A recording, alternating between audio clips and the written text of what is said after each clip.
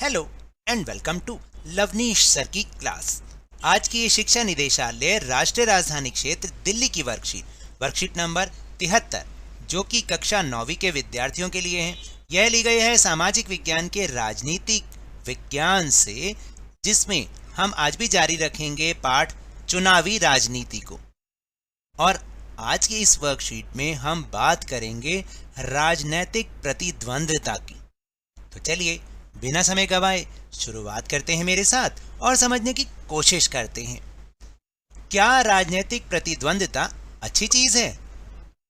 देखिए, नियमित चुनावी मुकाबला राजनीतिक दलों और नेताओं को प्रोत्साहन प्रदान करता है।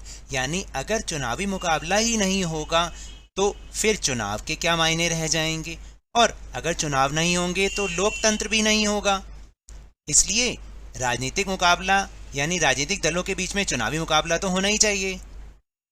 वे जानते हैं कि अगर वे ऐसे मुद्दे उठाते हैं जिन्हें लोग उठाना चाहते हैं तो अगले चुनावों में उनकी लोकप्रियता और जीत की संभावना भी बढ़ जाएगी। लेकिन अगर वे अपने काम से मतदाताओं को संतुष्ट करने में विफल रहे तो वे फिर से नहीं जीत पाएंगे। यानी ये बात हर राजनीतिक दल और हर राजनीतिक नेता जानता है। हमारे संविधान निर्माताओं ने हमारे भावी नेताओं का चयन करने के तरीके के रूप में चुनाव में स्वतंत्र प्रतिस्पर्धा का विकल्प चुना। यानी कहने का मतलब ये कि हमारे संविधान निर्माता ये जानते थे कि चुनाव में जब चुनाव करें लोग तो साथ साथ वो ये भी देखें कि उनके पास विकल्प है या नहीं, और जब विकल्प होंगे तो आपस में प्रतिस्पर्धा भी होगी, यानी जीतने की होड़। उन्होंने ऐसा इसलिए किया क्योंकि यह व्यवस्था लंबे समय में बेहतर काम करती है। क्योंकि अगर मैं बार बार कह रहा हूं कि अगर प्रतिस्पर्धा नहीं होगी तो कोई जीतने का चार्म ही नहीं होगा, और जो भी उम्मीदवार खड़ा होगा उसे पता है कि चुनाव तो होना ही है, तो इसलिए वो किसी तरीके की कोशिश भी नहीं करेगा। लेकिन अन्य सभी पेशेवरों की तरह दुनिया भर के राजनेता अपने राजनीतिक करियर को आगे बढ़ाने की इच्छा से प्रेरित हैं। वे लोगों की सेवा भी करना चाहते हैं, लेकिन वे नहीं जानते ऐसा करने के लिए क्या आवश्यक है या जनता वास्तव में आखिर चाहती क्या है। अब हम समझेंगे कि राजनीतिक प्रतिद्वंद्विता के नुकसान क्या क्या हैं। क्योंकि देखिए, आजकल जो राजनीतिक प्रतिद्वंद्विता हम देख रहे हैं, चाहे वो सोशल मीडिया में हो चाहे मीडिया में हो, आपने देखा है कि लोग एक दूसरे के ऊपर आरोप प्रत्यारोप करते करते उनकी निजी जिंदगी को भी उछालते हैं, जो कि एक सही बात नहीं है। तो राजनीतिक प्रतिद्वंद्विता के नुकसान क्या क्या हैं? देखिए, एक तो हर इलाके में फूट और गुटबाजी की भावना को ये पैदा करता है। जैसे ही आपने देखा होगा, जब भी किसी इलाके में चुनाव की आहट भी होने लगती है तो पूरा इलाका गुटबाजी में चेंज हो जाता है, अलग अलग समूहों में बढ़ जाता है, और कई बार तो एक दूसरे के साथ में लड़ाइयाँ भी होनी शुरू हो जाती हैं। दूसरी बात यह कि समाज और देश की सेवा करने की चाह रखने वाले कई अच्छे लोग अस्वस्थ राजनीति के कारण भी चुनावी मुकाबले में नहीं उतरते। क्योंकि आपने देखा है कि बहुत अच्छे लोग जो हैं, जो हर किस्म के इन चीज़ों से बचना चाहते हैं ना, कि भाई लड़ाई झगड़ा ना हो या आराम से काम हो, तो वो जब ये देखते हैं कि भैया राजनीति में तो इतने सारी मुश्किलें होती हैं, लोग इतने गंदे गंदे तरीके से आरोप प्रत्यारोप करते हैं, तो इस कारण से कुछ ऐसे लोग जो कि देश की सेवा करना चाह रहे हैं वो भी इस राजनीति में नहीं उतरते। पार्टी पॉलिटिक्स, जहां विभिन्न राजनीतिक दल और नेता अक्सर एक दूसरे पर आरोप लगाते हैं, वे चुनाव जीतने के लिए विभिन्न हथकंडे भी अपनाते हैं। यह, और फिर चौथा पॉइंट क्या है कि यह सही किस्म की दीर्घकालीन राजनीति को पनपने नहीं देता।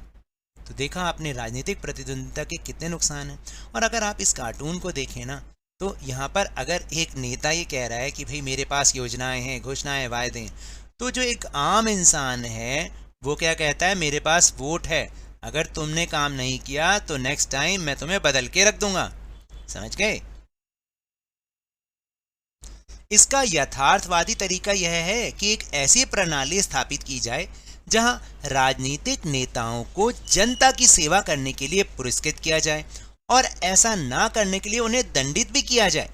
यह पुरस्कार या दंड लोग तय करते हैं। ये बाजार की तरह काम करता है। अगर कोई दुकानदार सिर्फ अपने फायदे में दिलचस्पी रखता है तो भी उसे ग्राहकों को अच्छी सेवा देने के लिए मजबूर होना पड़ता है। अगर वह ऐसा नहीं करता तो ग्राहक किसी और दुकान पर चला जाएगा। राजनीतिक प्रतिद्वंदिता के कारण समाज में विभाजन और कुछ कुरूपता हो सकती है, लेकिन अंत में यह राजनीतिक दलों और नेताओं को जनता की सेवा करने के लिए मजबूर करने में भी मदद करती है। तो देखो, ऊपर हमने ये समझा कि राजनीतिक प्रतिद्वंदिता कई बार गलत भी साबित होती है क्योंकि इससे समाज में विभाजन होता है, लेकिन वो क्या होता है, अगर उन्हें भाई चुनाव में बने रहना, अगर देखिए क्या होता है कि अगर किसी नेता को ये लगता है कि मुझे अगले 5 साल भी आना है तो ना चाहते हुए भी उसे जनता के कल्याण के लिए कुछ ना कुछ काम करना पड़ता है। तो अगर इसके नुकसान हैं तो इसके फायदे भी हैं। चलिए अब हम चल रहे हैं अपने आसान से प्रश्न उत्तर की तरफ। तो प्रश्न नंबर 1 है कि आपके अनुसार किसी देश में किस तरह की चुनावी प्रतिस्पर्धा होनी चाहिए।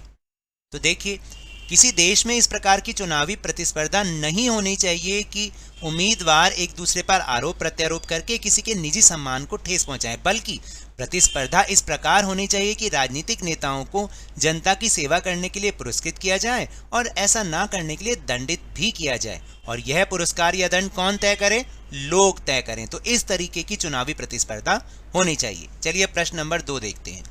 प्रश्न नंबर 2 है कि यदि किसी देश में कोई चुनावी प्रतिस्पर्धा नहीं है तो क्या इसे लोकतांत्रिक प्रकार का चुनाव कहा जा सकता है। तो देखिए, यदि किसी देश में कोई चुनावी प्रतिस्पर्धा नहीं है तो इसे लोकतांत्रिक प्रकार का चुनाव नहीं कहा जा सकता, क्योंकि अगर चुनावी प्रतिस्पर्धा ही नहीं होगी तो लोगों के पास चुनने के लिए कोई विकल्प भी नहीं होगा, और चुनाव की पहली शर्त तो यह है कि लोगों के पास चुनने के लिए विकल्प हो ताकि वह अपनी इच्छा से उम्मीदवार को चुन सकें। अब प्रश्न नंबर 3 है कि क्या आपके माता पिता राजनीतिक दलों को पुरस्कार या दंड के रूप में वोट की शक्ति का उपयोग करते हैं, कैसे। तो देखिए, इसका उत्तर ये हो सकता है कि हाँ, मेरे माता पिता राजनीतिक दलों को पुरस्कार या दंड के रूप में वोट की शक्ति का उपयोग करते हैं। यदि कोई राजनीतिक दल अपने वायदों पर खरा नहीं उतरता या जनता के कल्याण के लिए काम नहीं करता तो उसे दंड के रूप में वोट नहीं दिया जाता, और यदि कोई राजनीतिक दल बहुत अच्छा काम करता है, हमेशा जनता के कल्याण का काम करता है, तो उसे पुरस्कार स्वरूप वोट दिया जाता है। तो इसका उत्तर हम इस तरह से लिख सकते हैं।